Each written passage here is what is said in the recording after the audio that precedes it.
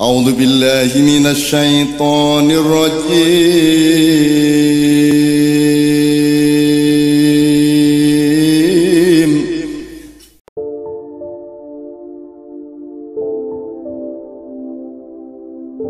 Lihat, kumpulan segini sangat mudah dijadikan hierarki kekuatan politik. Tak gawe MLM selesai iki. Dari hierarki ekonomi ya. Hierarki politik tak dol suarane selesai. Kekuatan jadi dominasi di situ. Ma'iyah bertahan kok. Bahkan tidak mau membuat dirinya membuat garis itu tadi loh. Membuat kita sama-sama menjunjung apa sih? Orang yang kita junjung adalah bagaimana menata hierarki di dalam diri kita sehingga yang paling atas ki Gusti Allah. Sehingga yang paling atas adalah kesadaran ilahiyah. Outputnya nanti akan otomatis di luar. Makanya kalau Simbah dulu pernah ngomong, wong mak ya ki neng jobo perilakunya pasti berbeda. Kenapa? Karena hierarki dalam dirinya sudah tertata inline dengan apa yang diajarkan oleh agama.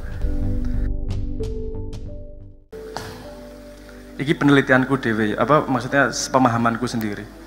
Agama iki mengajarkan kita pada sebuah perilaku di mana dia akan bertahan pada perubahan hierarki apapun di society, di masyarakat. Sekarang kita sangat bisa melihat bahwa hierarki yang paling berlaku adalah hierarki ekonomi. Wong sugih diambung tangane luwih akeh mbangane wong pinter. Itu hierarki ekonomi sama hierarki pengetahuan. Mesti yang diambung hierarki ekonomi. Kenapa? Ya, karena itu yang hierarki yang lagi dominan pada peradaban ini. Besok bisa berubah nih. Jawa dulu pernah pada hierarki siapa yang paling ditakuti adalah orang paling sakti. Itu urusan sugih, urusan kasekten.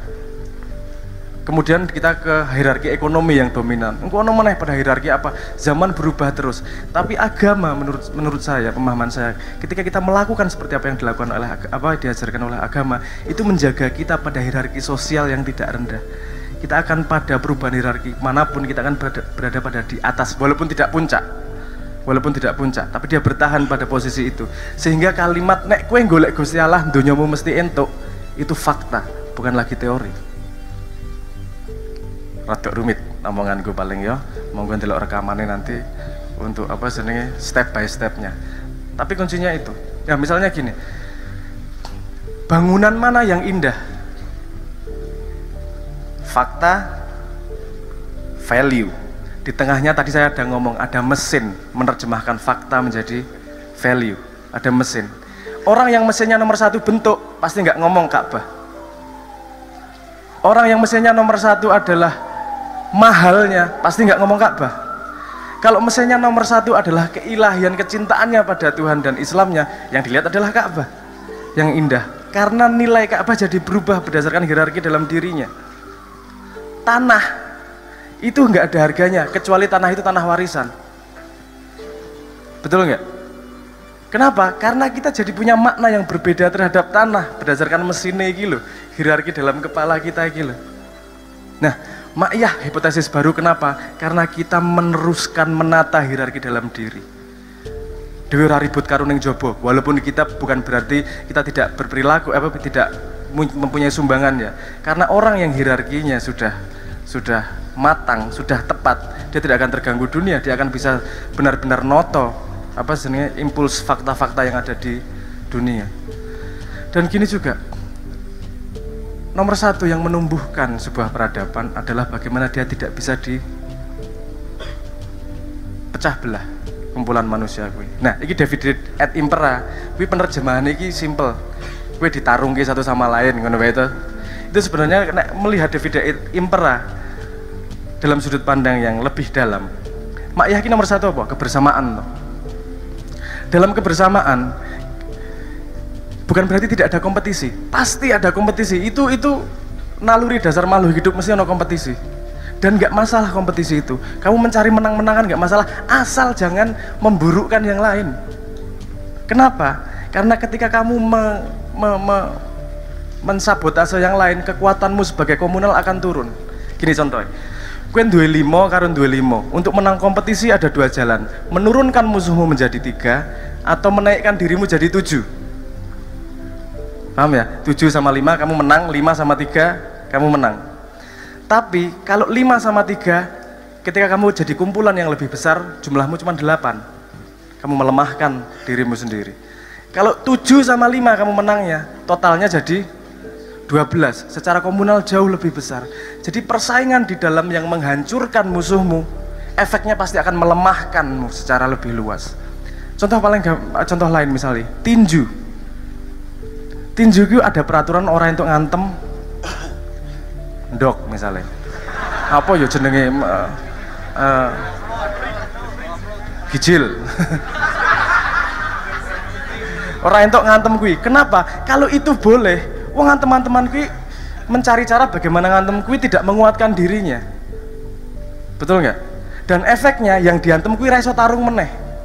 Efek besarnya ra ono sing gelem dadi wong tinju dan semakin sedikit talentnya, tinju akan mati dengan waktu pendek. Sehingga dibuat peraturan agar fair yang namanya kompetisi di dalam.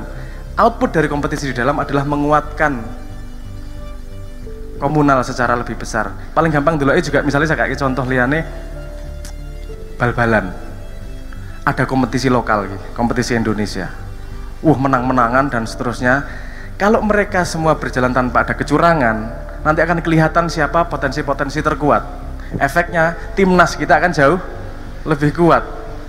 Kalau kompetisinya wis ora adil, wis melakukan kecurangan, pokoknya kayak disabotase, kayak di injury dan seterusnya, pasti ada yang menang dalam kompetisi lokal, tapi efeknya timnasnya pasti keok, kalahan karena bukan kualitas terbaik di situ. Hierarki yang terjadi tidak jujur. Hierarki yang terjadi adalah manipulasi. Efeknya secara komunal kita akan jauh lebih lemah. Efeknya ketika kita naik panggung, kita akan jauh lebih lebih lemah. Yang Ma'iyah lakukan bukan ikut dalam hierarki tersebut, tapi menyiapkan dalam diri manusianya sehingga hierarkinya sehat. Kabeh kuwi kebodohan apa dan segala macam itu akarnya satu. Kalau saya melihat cuman hierarkinya memang dalam dirinya ora cetok. Kuwi sing paling dhuwur ki apa toh? Karena hierarki dalam dirinya masih terpengaruh oleh yang di luar, belum daulat dirinya sendiri. Yang dibangun Ma'iyah adalah kedaulatan dalam manusianya. Kita tidak membangun identitas, politik identity, kita tidak membangun kekuatan identitas Ma'iyah. Yang kita bangun adalah kekuatan individu Ma'iyah. Kekuatan individu orang-orangnya, bukan kekuatan komunalnya. Kekuatan komunal adalah efek samping ketika individunya menjadi yang lebih baik. Nah itu hipotesis yang nyun sewu belum banyak dilakukan itu. Wong persaingan aja belum paham konsep besarnya kok. Indonesia sudah punya konsep besar yang namanya gotong royong. Tapi lagi-lagi saya kembali ke kalimat awal saya tadi. Konsep kalau cuma jadi konsep dan tidak dilakukan dengan benar, ya meng konsep itu tidak menjadi kepercayaan, tidak naik pada hierarki dalam dirinya. Nah, nek sing wong akademisi wacanen jung, wacanen psikologi lah, wacanen serotonin sistem, dopamin sistem dan seterusnya. Bagaimana itu sambungannya, dan saya sangat bisa membuktikan secara akademis bahwa Ma'iyah ini adalah hipotesis baru. Mungkin kalau saya ngomong di sini agak ruwet, tapi aku tidak ingin diremehkan oleh orang-orang yang merasa hierarkinya tinggi dalam universitas. Nek urusanmu ide, ayo depan kita ngobrol. Kalau urusanmu gagasan dan pengetahuan, ayo depan ngobrol. Kalau isimu cuma ingin mempermalukan Ma'iyah, kowe ra ono ning matane Ma'iyah. Kenapa? Karena Ma'iyah ora penting pendapatmu terhadap Ma'iyah. Kamu hanya ingin memalukan Ma'iyah, kamu hanya ingin mengejek-ejek Ma'iyah di sosial media. Kamu tidak menawarkan apapun, kamu tidak mengadu gagasan. Kalau mengadu gagasan, kita sangat senang hati berdiskusi. Kenapa? Siapa tahu kita juga belum lengkap sudut pandangnya, sehingga kita bisa tumbuh bersama. Siapapun mau Ma'iyah, mau di luar Ma'iyah, kalau mau tumbuh bersama, ayo kita bangun manusianya, kita bangun hierarki diri, sehingga nanti se-Indonesia kita bisa bersama-sama untuk gotong royong dan mengaplikasikan itu surah sungguh-sungguh. Matur nuwun. Assalamualaikum warahmatullahi wabarakatuh.